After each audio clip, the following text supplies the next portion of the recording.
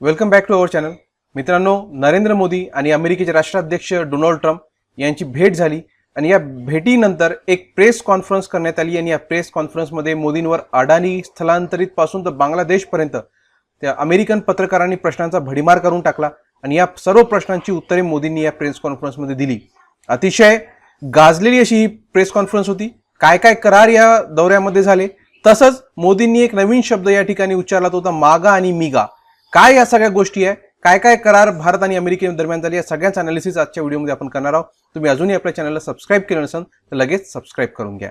नरेंद्र मोदी आणि Donald Trump यांची भेट जेव्हा झाली तर जणू असं वाटू लागलं की दोन मित्र बऱ्याच वर्षानंतर भेटत आहे.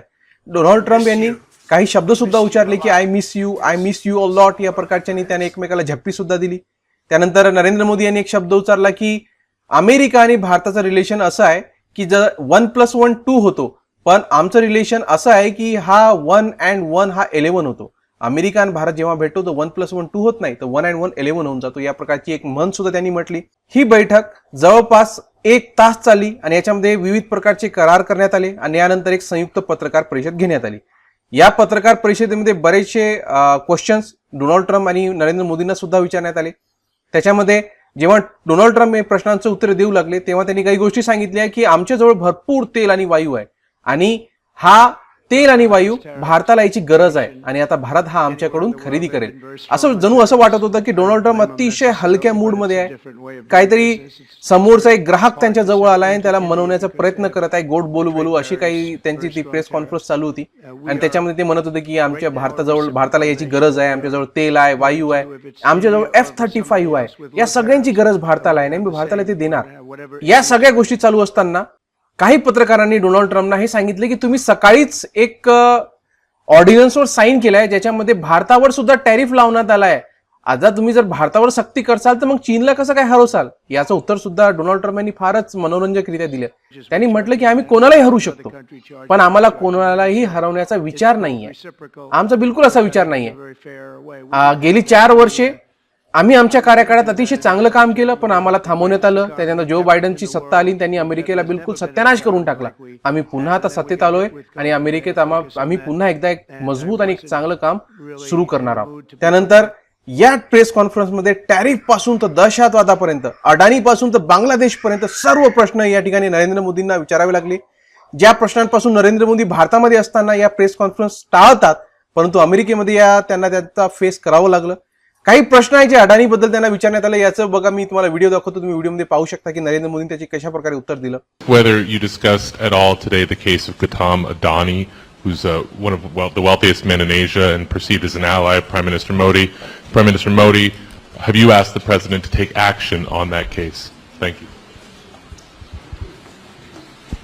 पहली बात है, भारत एक लोकतांत्रिक देश है और हमारे संस्कार, हमारी संस्कृति वसुधैव कुटुंबकम की है.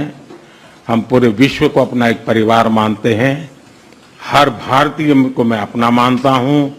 दूसरी बात है, ऐसे व्यक्तिगत मामलों के लिए दो देश के मुखिया न मिलते हैं, न बैठते हैं, न बात करते हैं. या प्रेस कॉन्फरन्समध्ये जेव्हा पत्रकार विचारतो की तुम्ही अडाणीचं इथं समर्थन करणार का, अमेरिकेत येऊन किंवा डोनाल्ड ट्रम्प यांची जेव्हा तुम्ही भेट घेसाल तुम्ही अडाणीचं समर्थन करसाल का, तर नरेंद्र मोदींनी त्याचं उत्तर दिलं की जेव्हा 2 राष्ट्राध्यक्ष भेटतात तर या प्रकारच्या गोष्टींवर चर्चा होत नसते. हे वैयक्तिक मुद्दे आहेत. राष्ट्राध्यक्ष 2 देशाचे हे या प्रकारच्या चर्चा कधीही करत नाही. या प्रकारचं उत्तर त्यांनी त्या पत्रकाराला दिलं. यावेळेस नरेंद्र मोदींच्या चेहऱ्यावरचे हावभाव पाहण्यासारखे होते. तसंच या ठिकाणी एक मोठी घोषणा झाली की डोनाल्ड ट्रम्प हे भारताला F-35 फायटर जेट, जे की भारताला फार सैन्याच्या दृष्टिकोनातून शक्तिशाली बनवू शकते, ते देण्याचा इथं प्रस्ताव मांडला. आम्ही भारताला F-35 देणार. त्याच्यानंतर 2008 मुंबई हल्ल्यातील आरोपी तहव्वूर राणा याचं प्रत्यार्पण सुद्धा भारताला करणार, याचं सुद्धा ग्वाही त्यांनी एका पत्रकाराला प्रश्नाचं उत्तर देताना दिली. अमेरिकेच्या सुप्रीम कोर्टानं यास संमती दिली आहे. फक्त आता काही औपचारिक गोष्टी बाकी आहेत, त्याच्यानंतर तहव्वूर राणा भारताला भेटणार आहे. या ठिकाणी नरेंद्र मोदींनी अमेरिकेच्या राष्ट्राध्यक्षपदी दुसऱ्यांदा ट्रम्प विराजमान झाले यासाठी त्यांचं अभिनंदन सुद्धा केलं. काही महत्वाचे मुद्दे सुद्धा यांच्या भाषणात आहे, ते आपण पाहूया. की मुंबई हल्ल्याचा आरोपी तहव्वूर राणा याला भारतात सोपवणार आहेत, जे ट्रम्प यांनी आपल्या भाषणात दिलेले महत्वाचे मुद्दे मी तुम्हाला सांगत आहे. त्याच्यानंतर आशिया पॅसिफिकसाठी भारताची महत्त्वपूर्ण भूमिका या ठिकाणी असणार असं त्यांनी सांगितलं. भारतासह डिफेन्स बिझनेस अधिक वाढविणार याचा उल्लेख त्यांनी केला. भारताला तेल आणि ऊर्जा सप्लाय करण्यावर सहमती झाली. AI विकसित करण्यासाठी एकत्र मिळून काम करणार असल्याची ग्वाही त्यांनी दिली आणि भारतासोबतची व्यापार तूट कमी करण्यास अमेरिकेची सहमती. म्हणजे भारत हा सरप्लस मध्ये जो अमेरिकेसोबत व्यापार करतो, अमेरिकेनं आता एका प्रकारे अल्टिमेटम दिलाय किंवा काही टॅरिफ लावले आहे, ज्याच्यामुळे आता जे अमेरिकेची व्यापार तूट आहे ती आता कमी होईल, असं एक प्रकारचा धमकी वजा इशारा त्यांनी दिला. त्याच्यानंतर PM मोदीच्या भाषणातील महत्वाचे मुद्दे की अमेरिकन भाषेत विकसित भारत म्हणजे मेक इन इंडिया ग्रेट. म्हणजे मी तुम्हाला बघा 2 नावं सांगितले होते, मेगा आणि मिगा. त्याच्यावर आधारित हा मुद्दा आहे, तुम्हाला मी पुढे हे समजावून सांगतो. त्याच्यानंतर ऊर्जा आणि पायाभूत सुविधा यात गुंतवणूक वाढवणार असल्याचं सांगितलं. AI, सेमीकंडक्टर आणि क्वांटम मिळून काम करणार. न्यूक्लिअर स्मॉल मॉड्युलर रिॲक्टर तयार करण्यासाठी सहकार्य करणार. लॉस एंजेलिस आणि बॉस्टनमध्ये नवे कॉन्सुलेट सुरू करणार असल्याचं या ठिकाणी सांगितलं. यानंतर डोनाल्ड ट्रम्प यांनी फार कळीचा मुद्दा इथं छेडला की भारत जो आहे तो अमेरिकेच्या प्रोडक्टवर जवळपास 70% टॅरिफ लावतो आणि आम्ही जेवढा भारत लावतो तेवढा टॅरिफ आता आम्ही सुद्धा भारताच्या प्रोडक्ट्सवर लावणार. आणि त्यांनी त्याच्यावर स्वाक्षरी सुद्धा सकाळीच करून टाकली होती नरेंद्र मोदीच्या भेटीच्या आधीच. एका प्रकारे याच्यावर प्रश्न जेव्हा विचारण्यात आले तेव्हा की तुम्ही भारतासोबत इतकं कडक का वागत आहात, तुम्ही जर भारतासोबत कडक वागसाल तर मग चीनला कसं काय नमवाल, तेव्हा त्यांनी सांगितलं की आम्ही कोणालाही हरू शकतो पण आमचा याचा असा काही विचार नाही, आमची इच्छा नाहीये की कोणाला हरवायचं किंवा कोणाची कॉम्पिटिशन करायचं.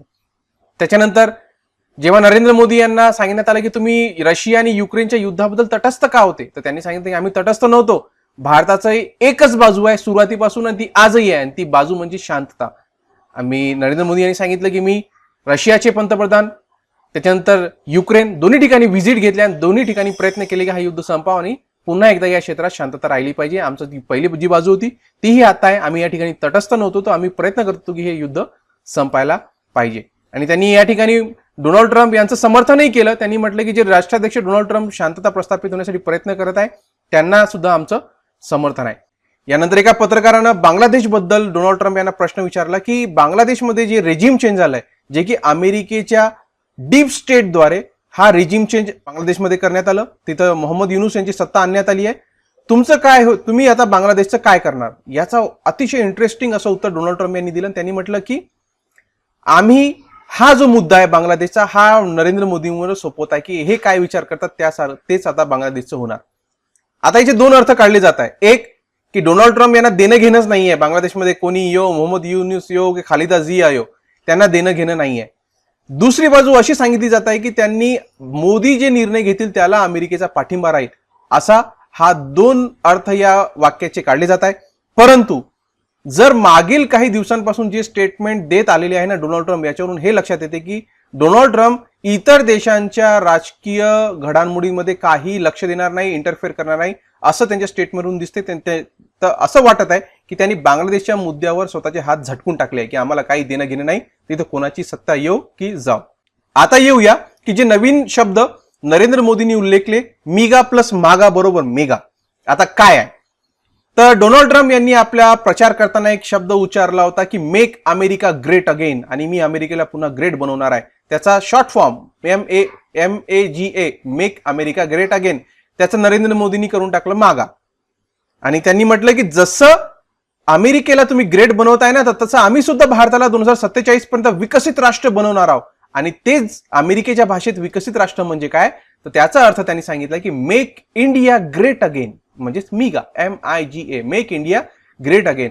आणि जेव्हा मागा आणि मिगा एकत्र मिळतात तर एक नवीन मेगा पार्टनरशिप तयार होते. म्हणजे जेव्हा मागा आणि मागा एकत्र मिळतील तर ही जी पार्टनरशिप होईल ती एकदम मेगा राहील, मोठी राहील, असं त्यांनी उल्लेखलं. आणि या ठिकाणी 2030 पर्यंत जो अमेरिका आणि भारताचा जो व्यापार आहे तो दुप्पटपेक्षा जास्त करणार असं दोन्ही नेत्यांनी स्पष्ट केलं. म्हणजे $500 बिलियन पेक्षा जास्त करण्याचा या ठिकाणी त्यांनी दोघांनी सहमती दर्शवली. आणि 2024 पर्यंत हा किती होता, तर हा होता जवळपास 129.2 बिलियन इतका हा होता. आता यांनी म्हटलं की 2030 पर्यंत याला आम्ही 500 बिलियन पेक्षा जास्त या व्यवहाराला करणार. तर या बऱ्याचशा काही घडामोडी, अजून काही मुद्दे आहेत की जे आपण पुढच्या व्हिडिओमध्ये कव्हर करणार आहोत. तुम्हाला हा व्हिडिओ आवडला असेल मित्रांनो लाईक करा, मित्रांनो शेअर करा, चॅनलला सबस्क्राईब सुद्धा करून घ्या.